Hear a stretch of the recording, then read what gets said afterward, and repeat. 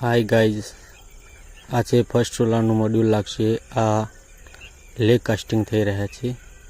તેને આવી રીતે ગોળીમાં સેટ કરી તેનું લેગ કાસ્ટિંગ કરવાનું હોય છે.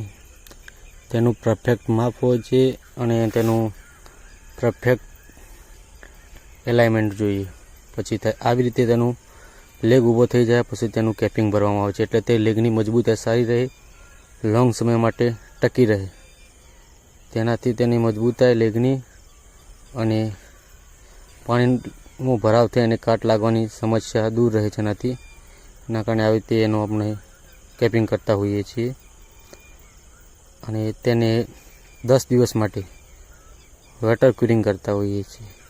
તે કેપિંગ ભરાઈ જાય પછી તેને 10 દિવસ માટે વોટર ક્યુરિંગ કરીએ છીએ. તેને કમ્પ્લીટ કોથળા નાખી અને તેનું ક્યુરિંગ કરવાનું હોય છે અને ક્યુરિંગ કરવાથી તે કમ્પ્લીટ કેપિંગ એનું પાકી જતું હોય છે.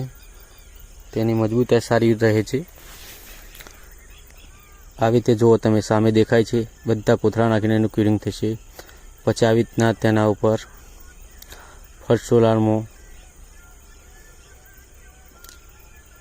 તેનું અલગ અલગ પરલેન લાગતી હોય છે. 1 નંબર 2 નંબર 3 નંબર એવી પરલેન લાગતી હોય છે. આ ફર્સ્ટ સોલારનું આના ઉપર મોડ્યુલ લાગશે. આ મોડ્યુલ તેનું પરફેક્ટ એલાઇનમેન્ટ હોય છે અને તે 23 ડિગ્રી સેટ કરવામાં આવે છે.